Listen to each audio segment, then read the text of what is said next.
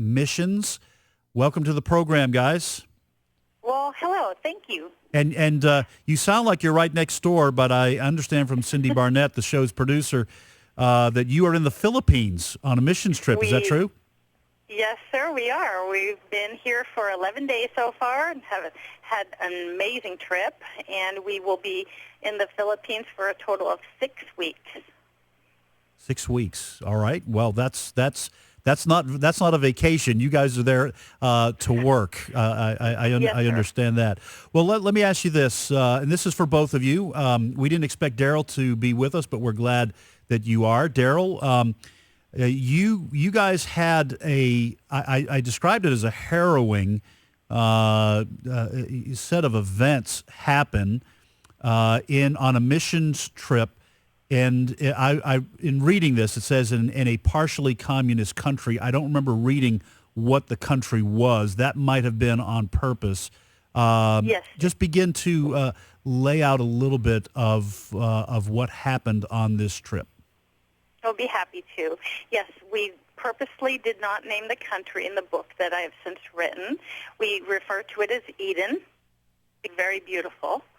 And my husband fell ill the second day we were there.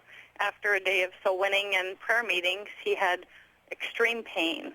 But when we rushed him to the hospital, he was wearing his Air Force T-shirt. And we did not know that his attending physician would have hatred towards not just America and missionaries, but he really hated the U.S. military. And that's where our problems began.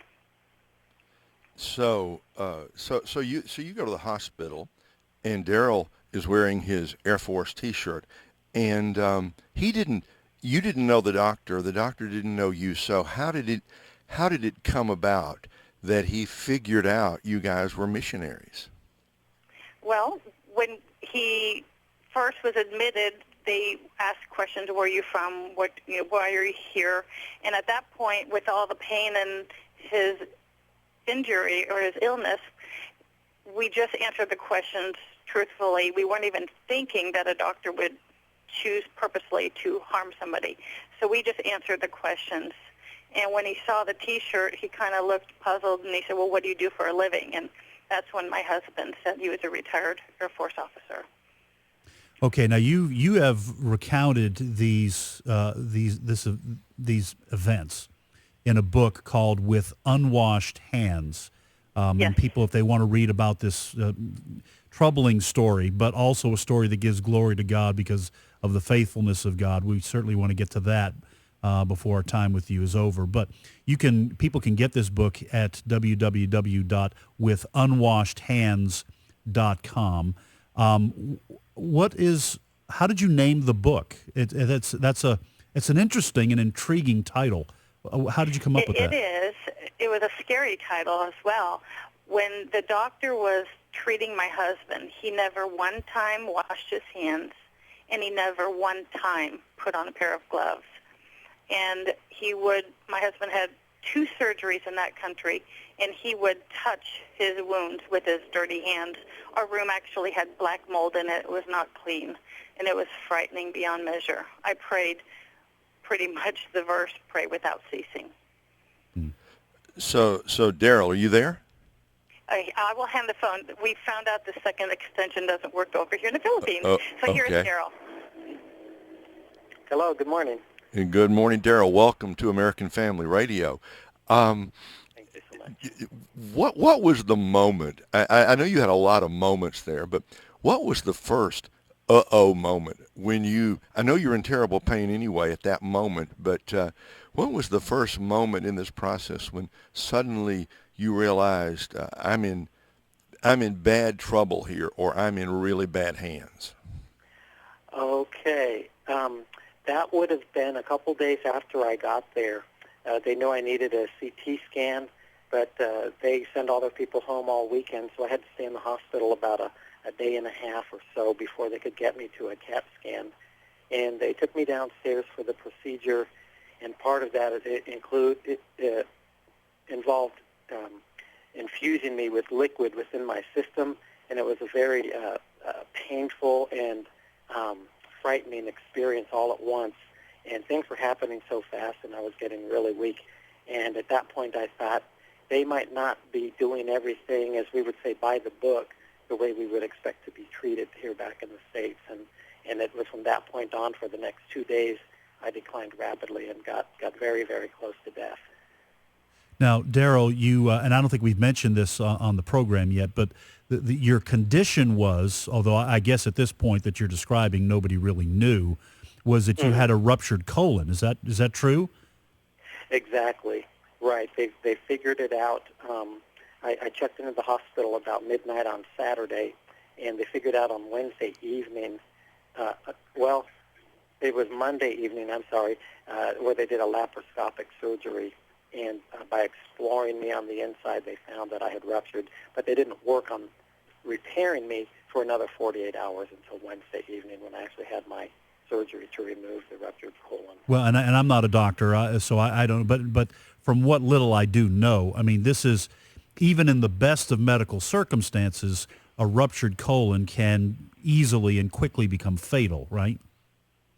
That's exactly right. And I'm not familiar with many medical terms or procedures, but anybody near me could see I needed attention immediately, and it didn't come that way at all. And my wife, basically, who was with me throughout the whole time in the hospital, watched me turn from a normal shade to a pale green, which it happened to be the hospital walls were painted pale green, and I had peritonitis and sepsis all happening at once. So it's true, someone with that condition, the correct procedure is to operate on them immediately, and it's often a life-saving procedure.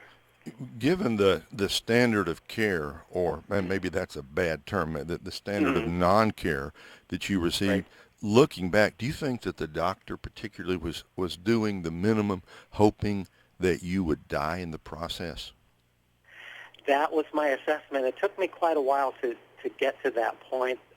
I was being medicated and treated, and I just tend to believe people and trust people. And when I'm in the care of a medical professional, I figure he's going to do everything he possibly can to help me and save my life. But over the course of days and weeks, as my wife and I talked, and we realized what God did for us. But I said, Joanie, did you get the feeling that he really didn't care if I, actually died on the table and expired under his care? But, he was just sort of going through the motions. And she said that's exactly what she felt too. Well, Daryl, I know your circumstances are a little difficult there. We're going to ask you to give Joanie the phone for a while. Let me ask a question of her. I know we're having to play kind of like hot potato with the phone there. Yes, sir. Joanie, we're talking to Joanie and Daryl Bolton, who are with MVP Missions. They are currently in the Philippines, and we're having a little bit of a phone issue. So we appreciate our listeners. Those watching online, have patience with us as we try to get the story told and unpacked from Joanie and Daryl Bolton. Joanie has written a book about her and her husband's experience in an unnamed country on a missions trip.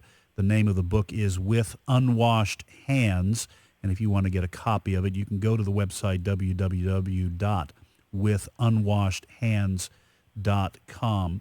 Well, Joanie, tell us, because this is a story of God's faithfulness to his missionaries. And we do know that missionaries, it's not uncommon for missionaries to die on the field. I mean, to be martyred and to suffer deprivation and very, very difficult circumstances, especially or to be jailed or imprisoned, especially in hostile territory. But this is really the first time I've ever heard a story about a medical doctor who apparently was doing the least amount of medical care possible for your husband in a very, very serious medical situation. He had a ruptured colon.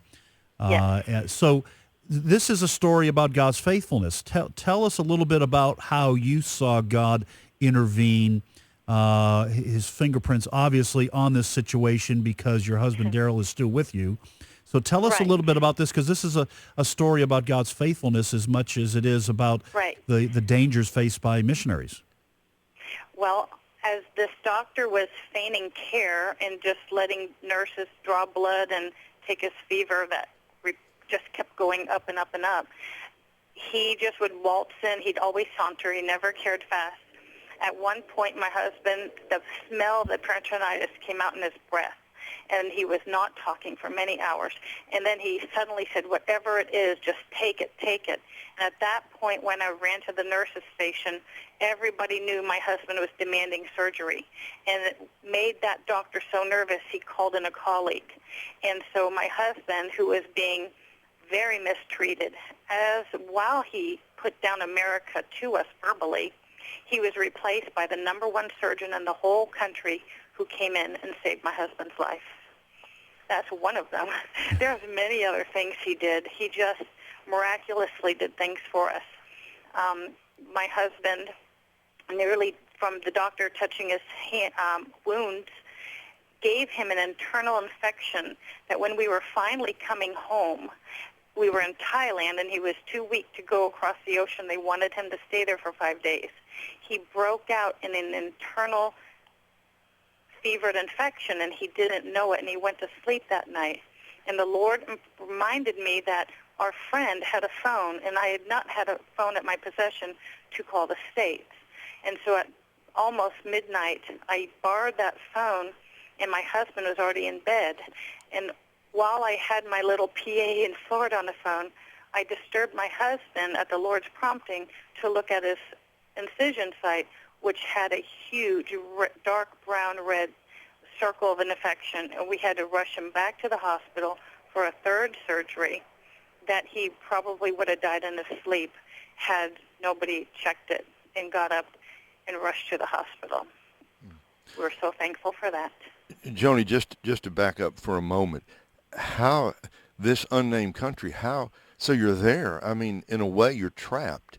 It's not like you can, I mean, Daryl he is so sick that you can't, even if you had a Jeep, you couldn't put him in a man that sick in a Jeep Right. and just say, I'm taking him out of the hospital.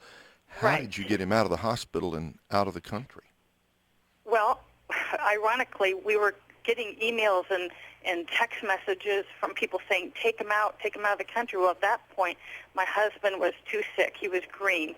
And when we call him the good doctor, came in and saved his life, I told him how I almost just took him and tried to take him out of the country, and he said he would have died before he got on the plane had you left here, and unhooked all of his IVs and everything. So I was thankful that we waited a little bit longer in time for this doctor to come in and save his life. And they did show me what they took out of him, and holy smokes, it was bad. It is a miracle he's alive. And there's actually a doctor's quote and nurse's quotes in the book stating that fact, that it's a miracle that he's alive. Joanie, let me ask you this. Obviously, you guys have been on the mission field for a while, and in different parts of the world, I'm guessing, a number of different places.